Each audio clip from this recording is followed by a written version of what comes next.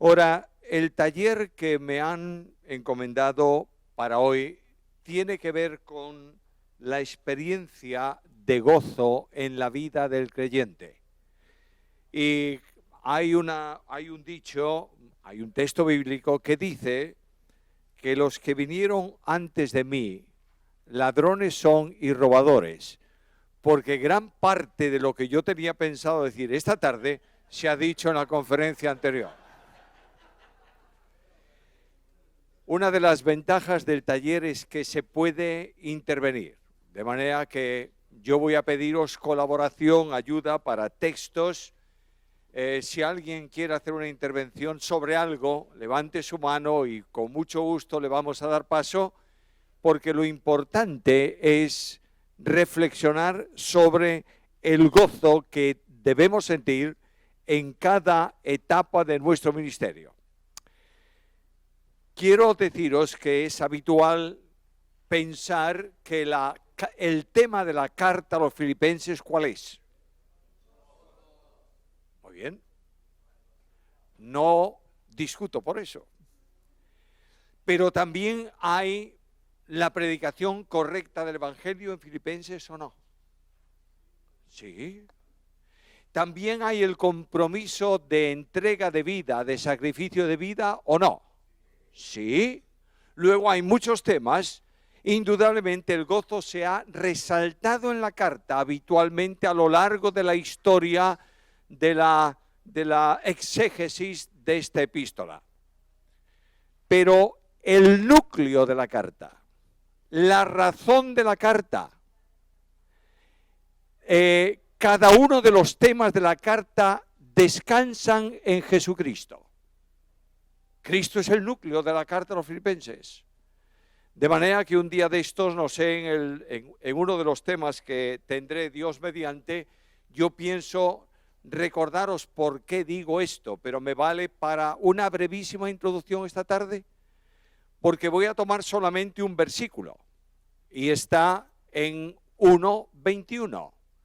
Filipenses capítulo 1, versículo 21, y quiero deciros que es el texto favorito mío de toda la Biblia, en donde Pablo dice, porque para mí el vivir es Cristo.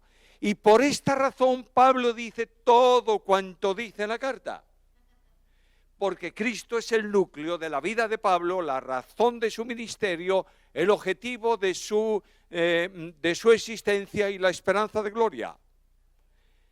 Esto me lleva a una necesidad. Tenemos que recuperar a Cristo.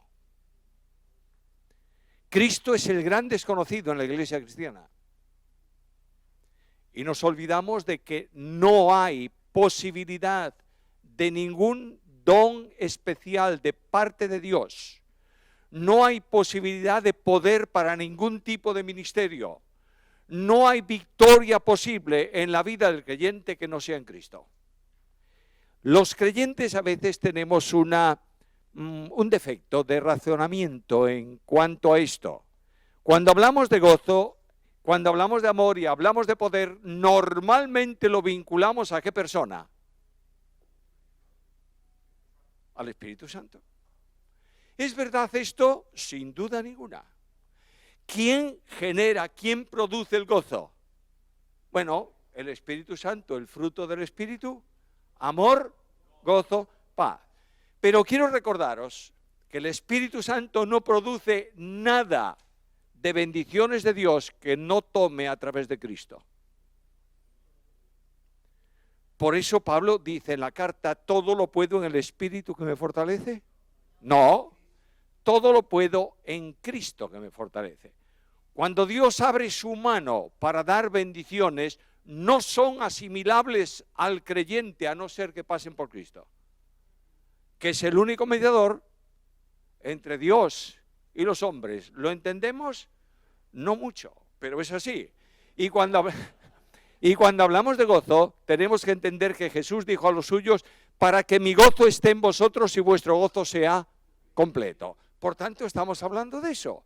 Y cuando Cristo habla de la acción del Espíritu Santo en la vida del creyente, ¿qué dice? Tomará de lo mío. y os lo hará saber. ¿Notáis? El mundo cristiano está muy despistado en algunas cosas y está buscando poder en donde no está el poder. Es necesario recuperar a Cristo si queremos tener éxito en la vida cristiana. ¿Sabéis por qué? Porque Dios nos lleva en triunfo siempre ¿en quién? En Cristo. Entonces recuperemos a Cristo, por favor. Y cuando recuperamos a Cristo, tenemos bendiciones. Ahora, bueno, Filipenses 1:21, cuando leo ese versículo de Filipenses, capítulo 1, versículo 21, me doy cuenta que hay tres grandes cosas en él. En primer lugar, el gozo del creyente en cada tiempo depende de esa relación con Cristo. Todo lo puedo en Cristo. Algo más dice, para mí el vivir es Cristo. Ahora notad algo, por favor. Una de las cosas que yo olvido muy a menudo, es mi historia de salvación. Los que estamos en el pastorado, yo llevo en el pastorado de la misma iglesia, aún no me echaron, de la misma iglesia, llevo 38 años. Y a lo largo de 38 años he pasado momentos muy difíciles y momentos muy gozosos. Al cabo de tiempo el Señor está permitiéndonos, estoy hablando de España, permitidme que os diga, me presente un poco, porque a veces la idea que hay de España es una idea un poco sui generis también. Esto, primero, yo soy la quinta generación de evangélicos. Hablar de quinta generación de evangélicos en España, eso es enormemente difícil. Mi abuelo materno estuvo 25 años sirviendo a pleno tiempo en la obra del Señor, llevando Biblias por toda España, en los momentos de mayor dificultad y persecución del Evangelio. Fue envenenado y Dios lo sacó de esa situación. Por tanto, conozco la obra evangélica en España. En nuestros días, España ha cambiado, no sabéis cómo. Y la idea que algunos tienen de que el Evangelio es muy difícil en España porque España es muy... No es verdad. Borrarlo, por favor, pasar una goma por la cabeza, eso no es cierto. España no es nada católica. Las iglesias católicas están vacías. Y las evangélicas también. El gran problema de España, ¿sabéis cuál es? España es un país secularizado, como el resto de los países de Europa. Permitidme poner un solo ejemplo para que toméis conocimiento y conciencia de la situación en Europa. No hace mucho tiempo yo iba desde el sur de Galicia hacia el norte. Cuando tú vas a una distancia más o menos así, lo mejor que puedes hacer es dejar tu automóvil en casa y tomarte el tren.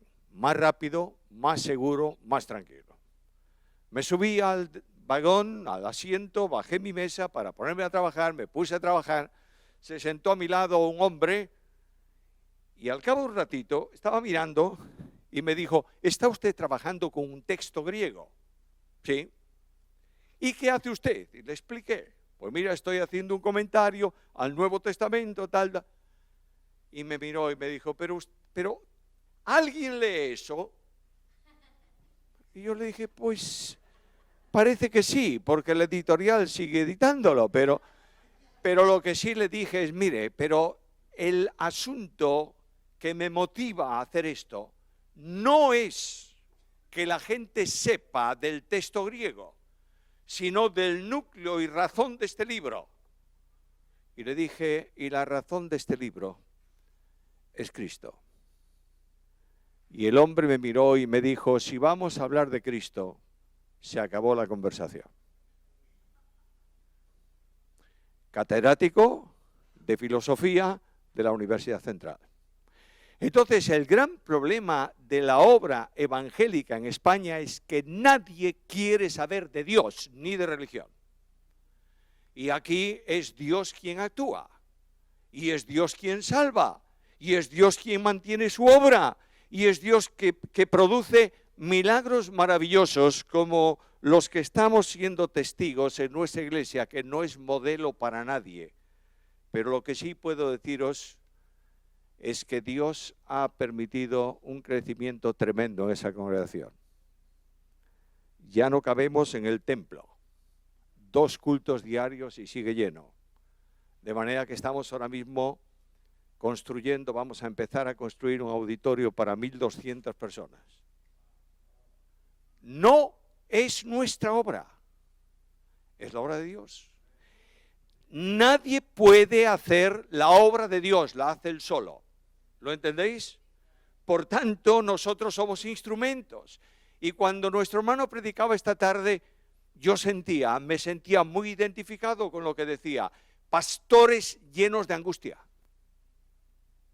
¿Sabéis por qué, entre otras cosas? Porque hemos olvidado nuestra historia con Cristo. Y Pablo dice, para mí el vivir es Cristo. Y arranca en la conversión. La comunicación de vida eterna en tu experiencia y en la mía, ¿de dónde viene? De Cristo. La identificación con Cristo, la posición en Cristo, te permite tener vida eterna. ¿Por qué? Bueno, Juan, en el prólogo de su evangelio, dice, en él estaba la vida. Y a veces pensamos que está hablando de creación, y es verdad, es verdad. Pablo dice que Cristo es cabeza de todo varón. Luego la comunicación de vida al primer elemento de la raza humana, ¿de dónde procede? De Cristo. E indudablemente el Espíritu Santo sopla en la nariz de ese primer elemento creacional de la raza humana, pero la vida del hombre está vinculada con Cristo. Por tanto, yo pienso esta tarde en mi experiencia con Cristo y descubro que Jesucristo en mi vida fue el comunicador de la vida eterna que disfruto. ¿La tuya también o no? Mirad, hermanos queridos, nadie tiene vida eterna más que Dios. ¿Lo entendemos bien o no? Solo Él. Nadie al margen de Dios, separado de Dios o muy próximo a Dios puede tener vida eterna. La vida eterna se adquiere, se alcanza cuando el Espíritu toma al que cree y lo une vitalmente a Cristo. Y Pedro dice que acercándose a Él, piedra viva. Luego, como Él es piedra viva, cuando te coloque el Espíritu sobre la piedra viva, la vida de la piedra viene a ser tu vida espiritual. Si no, nunca tienes vida eterna. ¿Recuerdas esto? En tu ministerio este día, ¿has dado gracias a Dios porque tienes vida eterna? Yo no, lamentablemente. Y creo que pasan días y días y días y nosotros somos un poco pedigüeños. Señor, gracias porque puedo orarte. Ahora escucha, y ahí van toda la petición, una y otra y otra. Tenemos que decir al Señor habitualmente, siempre que podamos, gracias porque la vida eterna que tengo, me la has dado tú. Y entonces sientes una profunda paz en tu vida. Porque todos pueden quitarte cosas, pero nadie puede quitarte a Jesús. Esta es la experiencia en el ministerio, esta es la experiencia en el pastorado, vida eterna. Cristo, además, como sabéis muy bien, es camino de encuentro en salvación. Solo Él puede aplicar la salvación mediante la unión vital con Cristo. Sabéis muy bien todos, no hace falta que yo pare aquí nada, que la salvación no es potestativa de una persona divina, sino de las tres. Que Dios planificó la salvación antes de ninguna acción fuera de su exteriorización. Es decir, Dios eternamente existe en sí mismo. ¿Lo tenemos claro todos? Bien. ¿Pero quién le conocía? Nadie. porque nadie existía, nada había. Y de pronto el Dios de la Biblia sale de su manifestación interna al exterior. Y cuando se exterioriza, la primera acción de la Santísima Trinidad es salvar al hombre. Ahí tienes lo que Pablo dice, que nos salvó y llamó con llamamiento santo, no conforme a nuestras obras, sino según su propósito, y la gracia que nos fue dada en Cristo, ¿cuándo? Antes de los tiempos de los siglos. Luego, hermanos míos, recordemos siempre esto. Antes de que Dios dijese, sea la luz, Dios dijo, sea la cruz. Y estaba pensando en ti y pensando en mí. ¿Te llena de gozo o no? Pablo dice, para mí el vivir es Cristo. Y Pablo recuerda que en la acción salvadora ningún hombre busca a Dios. ¿Lo crees o no? A veces algunos me dicen, no, yo llevo años buscando a Dios y por fin lo encontré. Escúchame. Si tú estabas buscando a Dios, es porque Dios te estaba buscando a ti.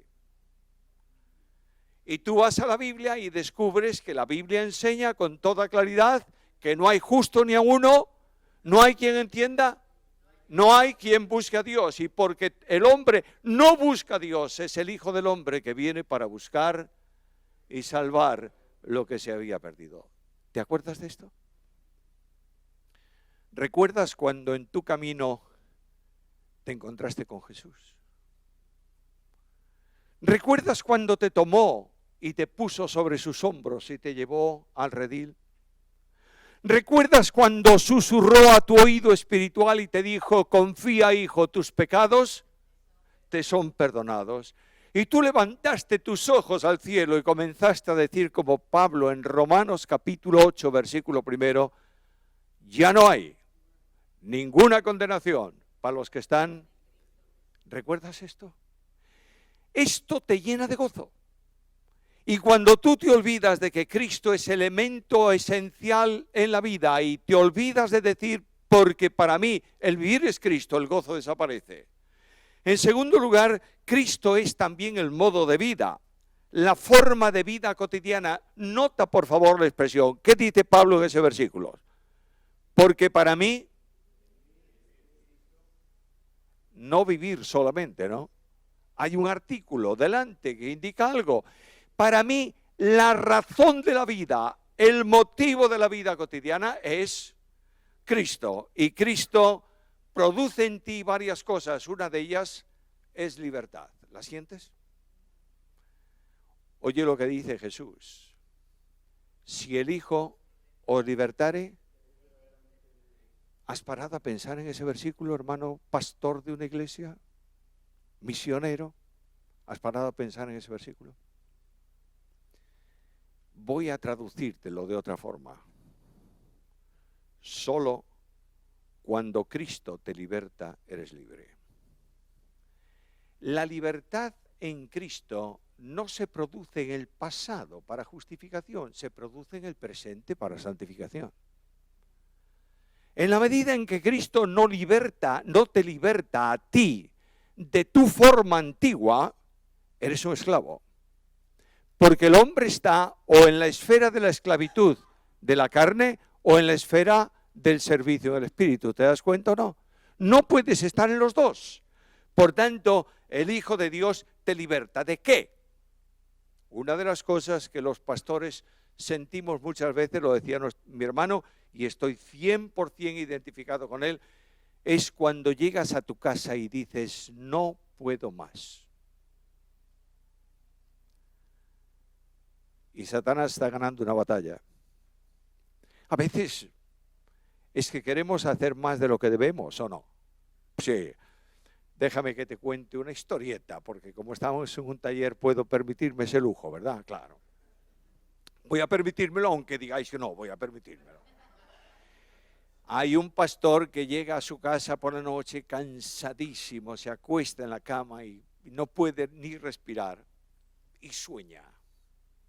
No debía ser de este grupo de iglesia, pero él sueña que está hablando con el Señor y el Señor le dice, se llamaba Pedro, Pedro, ¿qué te pasa, hombre?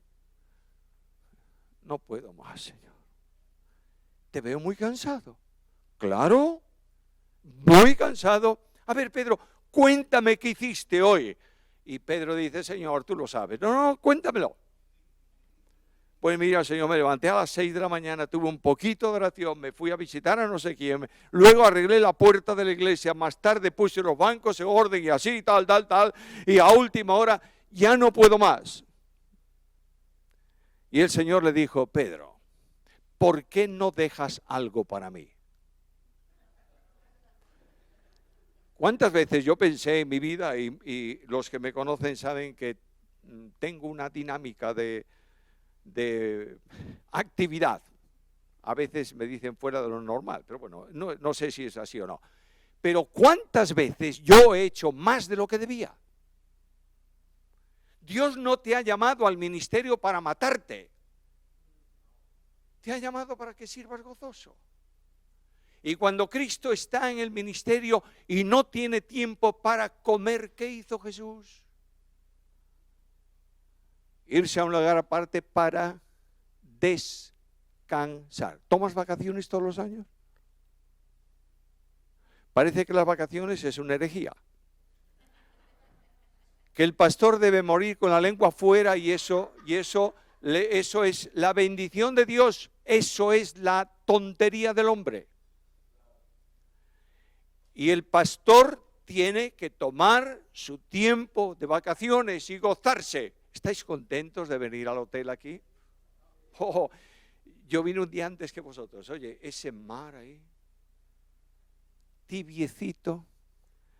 Si vais a Galicia y os metéis en el mar, os morís helados. Pero esto es fantástico. Y luego este sol, a veces un pelín caliente, pero fantástico.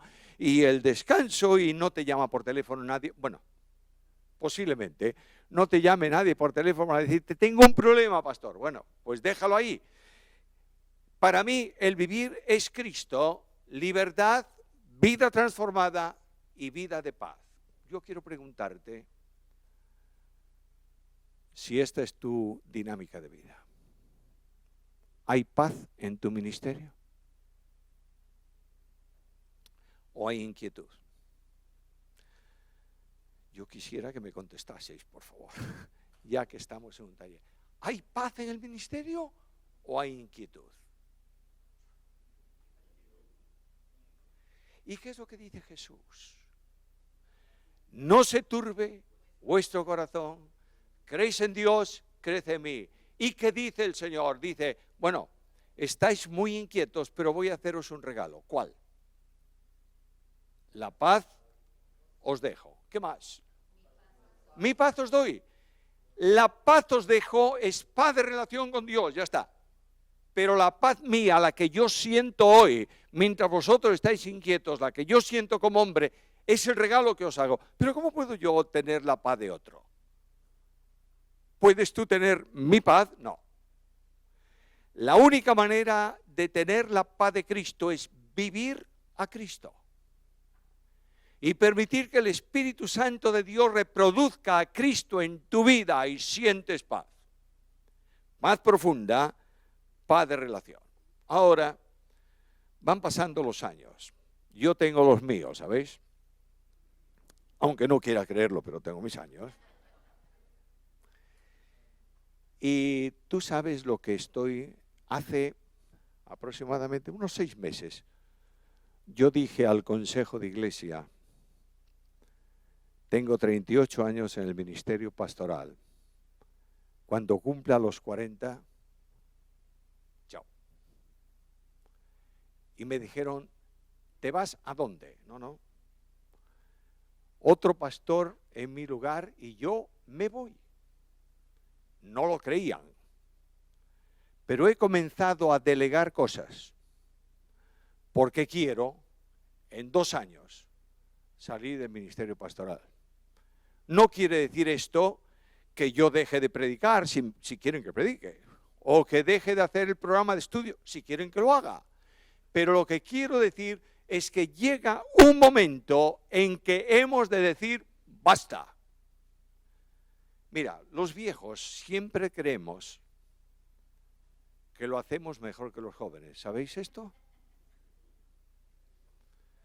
¿Por qué? Porque es que los viejos somos enamorados de nuestras cosas y de nuestra historia y que no lo... Mira, en mi casa, antes de casarme con Susana, en la casa donde yo vivía con mi esposa que está con el Señor, saliendo 43 años de casado, saliendo de viaje de luna de miel, llovió, desde entonces, bien, saliendo de viaje de luna de miel, paramos en una ciudad del norte de España y había allí un comercio de muebles. Y yo vi 2 butacas, 2 mecedoras se llama. Estas butacas grandotas que tienen así unas orejeras a los lados y que se mueve todo. Qué bellas. A casa, compré las butacas a mantegas. Fueron mi gloria por muchos años. Cuando alguien me sugería de mis hijos, papá, por favor, lárgate ya estas butacas fuera y cómprate una nueva. Yo, ni hablar. Esto es lo mejor de lo mejor. Nada mejor y además son mías. Me casé con Susana. Pobrecita, no tiene culpa de esto, Me casé con Susana y dejamos el apartamento donde yo he vivido tantos años con mi esposa anterior, porque cada esquina de esa casa tenía un recuerdo. Nos fuimos a un sitio nuevo. Ni un mueble de la otra casa llevamos para la nueva. Nada. Entre otras cosas, ¿qué? Las butacas. Entonces, cuando yo salí aquel día de casa y cerré la puerta y miré las butacas, dije, no voy a tener unas así nunca. Y fuimos a comprar muebles y compramos 2 sillones modernos. Me senté en uno y dije, eres un torpe, Pérez Millos. Has mantenido esto que al lado del nuevo no vale para nada. ¿Pasa en la obra o no? ¿Pasa o no pasa? Los jóvenes son siempre un problema que soportar y nunca aprenden. Déjalos que se equivoquen, por favor. Tú te equivocaste antes. Necesitas formar una nueva generación. ¿Lo entiendes o no? Mientras no sepas que detrás de ti viene alguien que puede hacer el ministerio que tú hiciste, nunca tendrás paz. Y además de esto, Cristo es esperanza de gloria. Muchas veces los pastores predicamos sobre la esperanza del cristiano, ¿verdad? Y hablamos a la congregación, y le decimos a la congregación, voy a hablaros hoy de nuestra esperanza, y le hablamos de la Jerusalén celestial. Perdonadme con toda, estoy entre hermanos, ministros de Cristo, de años, y podéis tolerarme si digo alguna cosa que no diría desde el púlpito de la iglesia, ¿me entendéis? Yo le hablo a la congregación de la jaula de oro. Y los creyentes piensan que la vida en el más allá será un vestidito blanco, una nube cómoda para sentarte, un arpa y a cantar per secula seculorum. Eso es aburridísimo, muy aburrido. Pero tú no esperas que el Señor venga. Claro, naturalmente. Yo espero que no acabe esta conferencia. ¿Sabes por qué? Porque el Señor haya venido. Lo espero. Espero que no vayamos a cenar esta noche. Bueno, pero si tenemos que ir a cenar, vayamos a cenar. Ahora, lo que quiero deciros es que normalmente hablamos de esperanza como de cosas.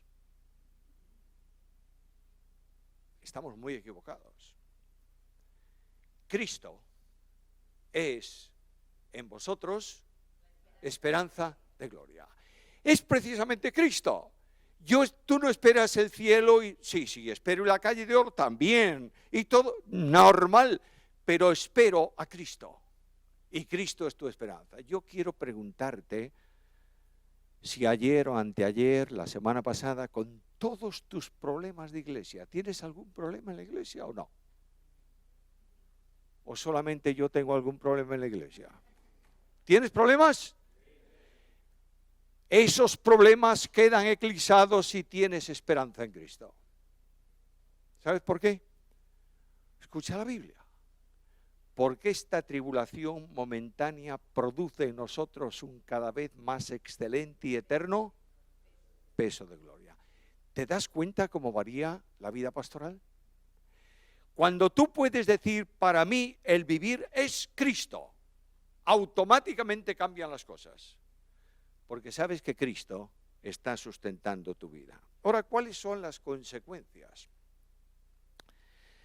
Esto produce gozo porque se manifiesta, mirad por favor, ayudadme un poco, estamos en un taller, venga, versículo 5 de ese capítulo 1 de Filipenses, ¿qué dice? ¿Alguien lo lee por ahí?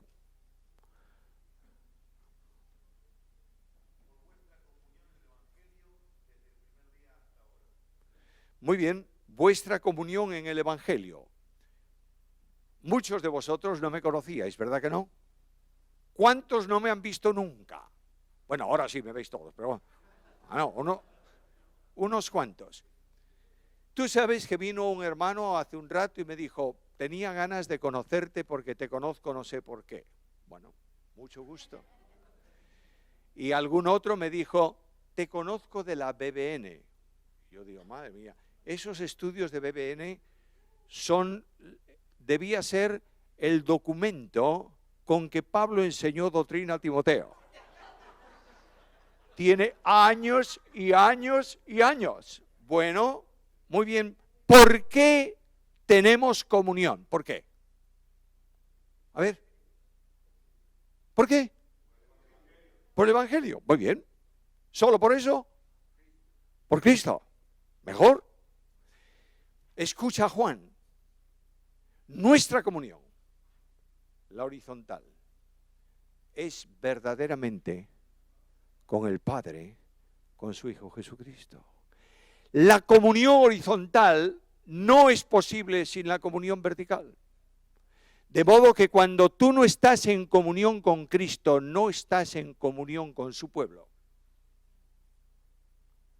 Y el apóstol Pablo habla de la comunión en el Evangelio que vincula ¿a quién? A todos los que han creído en Cristo. Ahora, versículo 6, por favor. Estando persuadido de esto, que el que comenzó en vosotros la buena obra la perfeccionará hasta el día de Cristo. ¿Lo has leído con calma cuando tienes un problema con algún hermano? Créanme que si yo tuviera que escoger hoy una sociedad donde pasase un rato, no escogía mi iglesia, segurísimo. Porque ahí hay de todo. Bueno, pobrecitos, son fantásticos, pero hay momentos en que la experiencia tuya, ¿no tienes a veces ganas de agarrar a alguien y retorcer el cuello? Claro.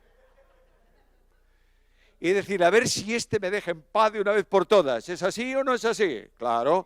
Y aquel tozudo que por más que le dices continúa y por más que le insistes sigue, es la experiencia de cada día, ¿o no? Pero Pablo sabe que aquellos que han sido salvos serán perfeccionados hasta el día de Cristo. ¿Tú lo crees?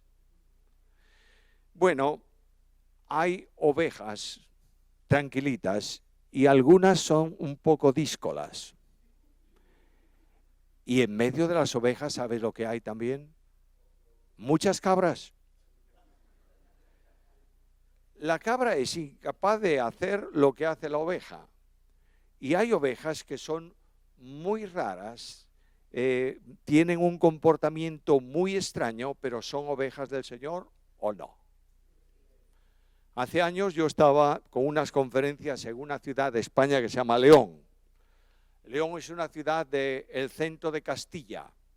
Castilla tiene una característica y es que durante mucho tiempo había grandes rebaños de ovejas. Hoy ya las ovejas están en las granjas, entonces, pobrecitas, cerradas pero no en el campo. Bueno, yo estaba con esa conferencia y estaba en casa de un pastor neozelandés, que su bisabuelo o su tatarabuelo, no sé quién, había sido oficial del ejército imperial inglés en la India. ¿Sabe lo que significa? Una línea recta de arriba abajo. Nada a la derecha, nada a la izquierda. Lo primero que me dijo cuando estuve en su casa, me enseñó mi habitación y demás, me dijo, comemos a las 12 o'clock.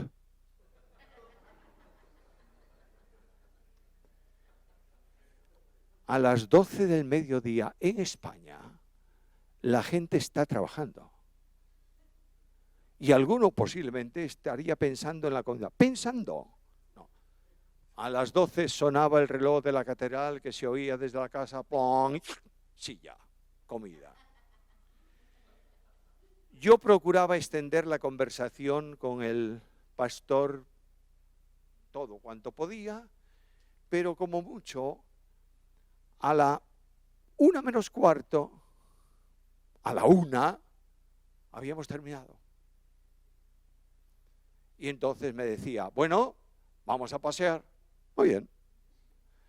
Subía al coche que tenía y nos íbamos fuera de la ciudad a unos campos que corrían al borde del río. Y ahí caminábamos. Ese río lo cruzaba un poco más adelante un puente de madera. Y de pronto yo vi algo que me llamó la atención. Un pastor vino con sus ovejas. Silbó, el perro vino, reunió las ovejas junto al puente y el pastor se metió así por en medio del rebaño y agarró a una por aquí, la levantó, sacó el cinturón del bolsillo, de su pantalón, le echó la hebilla a la pata de atrás, un nudo a la de adelante, quedó la oveja con las patas así, la soltó en el medio, cruzó el rebaño al otro lado del río, del puente, hizo la misma maniobra, se puso el cinto en su pantalón y se fue. Pues qué raro, qué raro. Día siguiente, misma hora, mismo rebaño, mismo pastor, misma operación.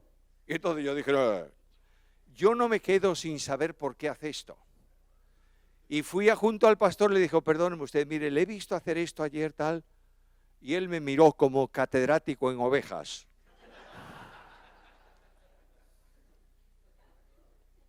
Doctor en ovejas. Y me dijo, usted no sabe nada de ovejas, ¿verdad? Yo le iba a decir, de 2 patas un poco, de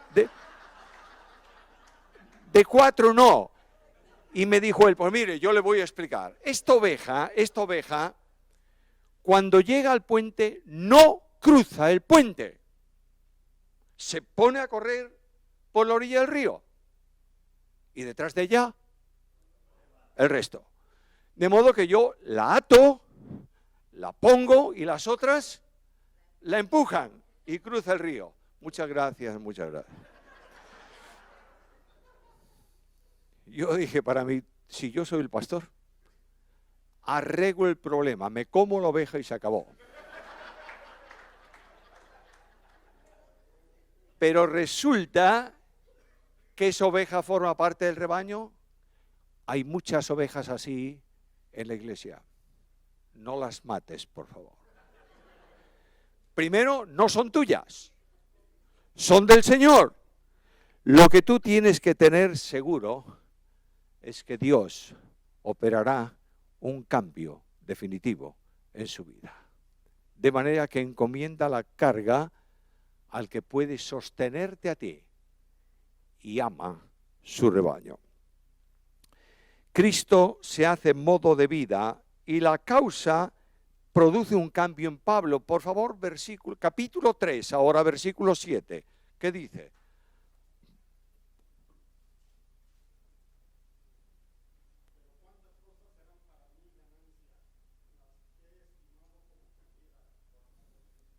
Bueno, hay un objetivo fantástico. Cristo ha sido el modo de vida de Pablo, la razón de la vida, y ahora mismo dice, no hay nada en la tierra que pueda superar la gloria de Cristo. Y Pablo dice, lo he perdido todo. Mirad, hay un problema en la iglesia de Cristo gravísimo hoy. ¿Sabéis cuál es? Yo le llamo, perdonadme, le llamo titulitis. Es una enfermedad infecciosa. Todos quieren tener un título. No creáis que os estoy contando una historia. He visto discutir a personas porque no las han presentado en el púlpito de la iglesia como el doctor fulano de tal. Sobran grandes en la iglesia de Cristo hoy. Necesitamos siervos. Y mientras no entendamos que la única dimensión máxima de vida a la que tú puedes llegar es ser semejante a Cristo, no. ¿Y qué era Cristo? Siervo. Entonces no puede ser más que el Señor. Y cuando tú estás en esto dices, no importa lo que yo pierda, lo pierdo por amor de Cristo. En una de las ponencias, no sé cuál de las dos es, quiero pararme ahí. Cristo ha dejado todo por ti. ¿Lo tienes en mente? Cuando tú estás sintiendo la grandeza de la entrega de Jesús por ti, automáticamente tu vida cambia. Y en medio de las pruebas tu corazón se llena ¿de qué? De gozo. Es sorprendente ver al Señor descendiendo y orando en Getsemaní. Si es posible, pase de mí este vaso. Aún no hemos llegado a eso, ¿verdad que no? Pero Cristo es la razón de que tu vida para el ministerio no valga nada para ti y sea entregada en sacrificio vivo, santo, agradable a Dios, que es vuestro culto racional. Ahora hay algo más. El conocimiento de Cristo. Pastores, amigos míos, si hay algo y alguien a quien respeto profundamente, ¿sabéis quién es? Los que estáis en el pastorado. Para mí sois los grandes héroes del tiempo presente. Muchos tienen la experiencia que decía uno de los pastores más famosos en España, José María Martínez, no sé si os suena, tiene libros de hermenéutica, fue un pastor de primer nivel en una de las iglesias evangélicas más grandes de España. Un día nos hablaba a los pastores novatos y nos dijo, sepan ustedes algo que es la experiencia de ustedes y la mía. Pastor es la persona a quien la iglesia le tira piedras durante toda la vida y cuando muere le levantan un monumento con las piedras que le tiraron. Pues sí, es así, es así. Y la experiencia es precisamente esta. El conocimiento de Cristo te permite superar esa situación. Hermanos, yo estoy seguro y hablo con el corazón en la mano, estoy dialogando, no estoy predicando, estoy dialogando con vosotros. Cuando yo subo al púlpito de la iglesia donde me congrego el domingo para predicar el sermón y veo todo el auditorio y los palcos llenos, sé que hay muchos ahí sentados que han llorado mucho esa semana. Y sé que hay personas que han venido con tremendas cargas personales. lo que yo tengo que dar es aliento a la congregación. La iglesia de Cristo necesita más aliento que reprensión. Y hay cientos de jóvenes en algunas iglesias que yo conozco bien, que no están en otra iglesia, están en el mundo. ¿Sabéis por qué? Porque los pastores no han tenido la sensibilidad del amor de Cristo. Y uno de los ministerios más bendecidos en nuestra iglesia se llama Oveja 100. ¿Sabe lo que es la Oveja 100? ¿Sabéis lo que es la Oveja 100? ¿Cómo no? Pues es la que falta de las 99. ¿Y dónde está esa oveja? Por ahí. ¿Y qué hace el pastor? La busca. Escucha lo que dice Gálatas 6:1. Vosotros que sois espirituales, restauradlo. Es muy fácil reprender. Es muy angustioso restaurar. Para restaurar tienes que tener en el alma tuya el alma de Jesús. Y no puedes dormir tranquilo si sabes que hay alguien de tu iglesia que está en la provincia apartada como el pródigo o en el monte como la oveja extraviada. El ministerio Oveja 100 en nuestra iglesia es uno de los más satisfactorios. Y cuando pongo ejemplos de nuestra iglesia, por favor, nuestra iglesia no es ejemplo para nada, es una iglesia, simplemente menciono experiencias. Oveja 100, comenzamos el ministerio, se ora por Oveja 100, hay una lista de Ovejas 100, con su nombre. Y los grupos de conexión en las casas, cada grupo tiene la lista de Ovejas 100. Y una de las cosas que tienen que hacer, ¿qué es? Orar por la Oveja 100. Nada más, nada más. El ujier, los ujieres del servicio de puertas tienen la lista de Ovejas 100. ¿Me quedan o me pasé 5? ¿Me quedan 10? Bueno, entonces voy a cortar rápidamente. Esto, gracias, Roy, me dice, tienen la lista de Ovejas 100. Y a veces estamos en el culto y un ujier viene y me dice, tenemos una Oveja 100. Eso quiere decir que al final sal corriendo a la puerta, el ujier la tiene agarrada por los pelos así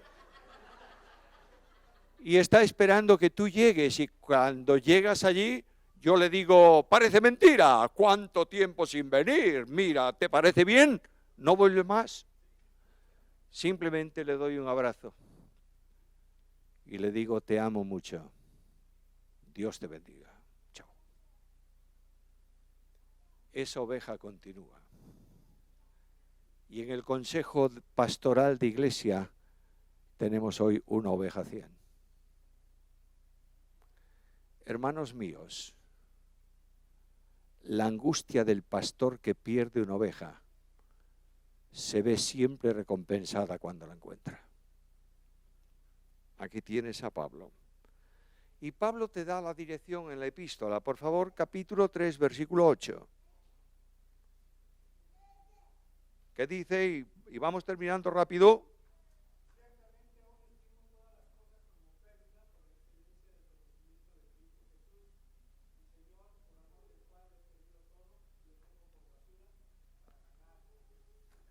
La dirección de Pablo es, no me busque nadie en otro sitio que no sea en Cristo.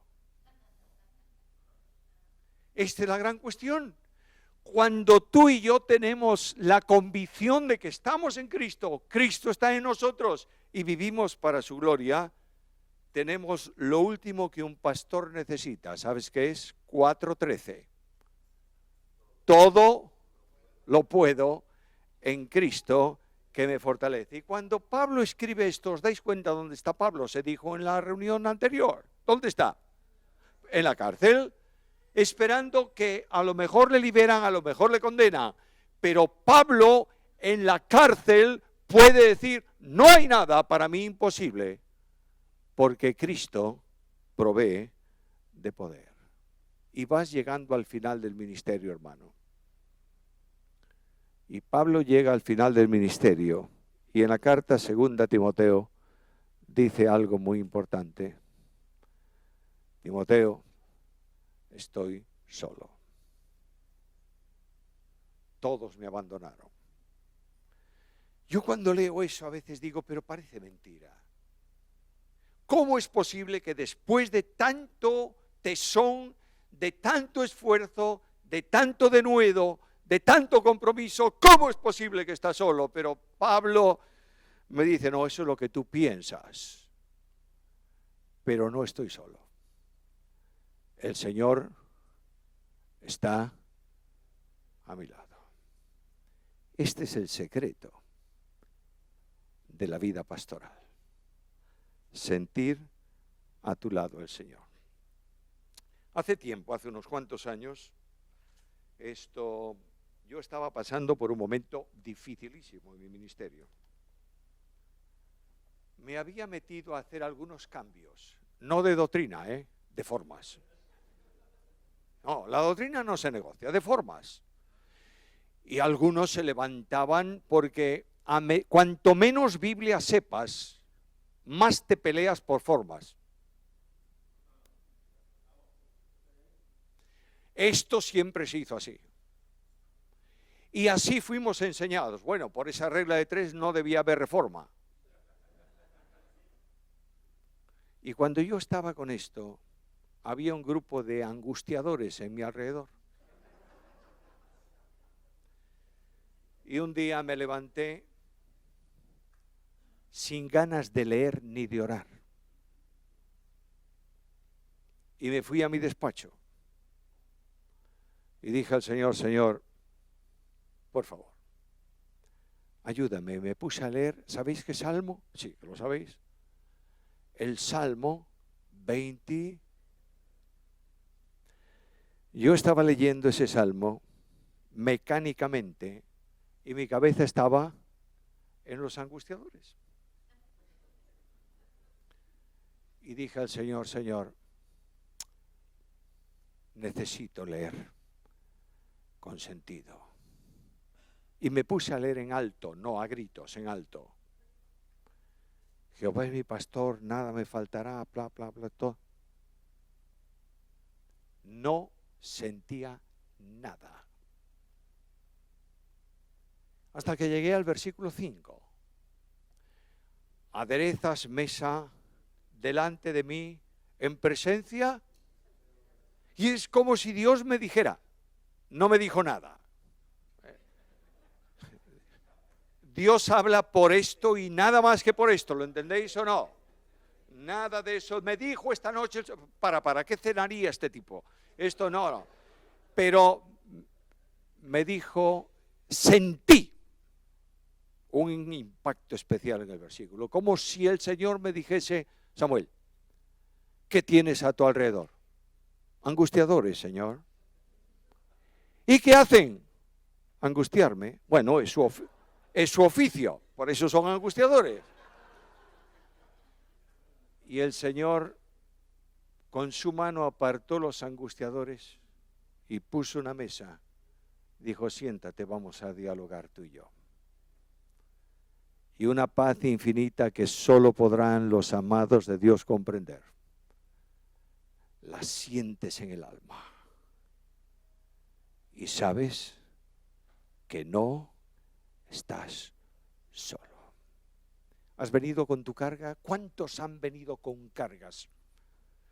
¿Y cuántos habéis hecho el viaje pensando en problemas? ¿Y cuántos estáis pensando hoy en problemas para cuando volváis? Yo quiero, por favor, que salgas de este encuentro de pastores diciendo, porque para mí el vivir es Cristo. Que Dios añada sobre vosotros su bendición.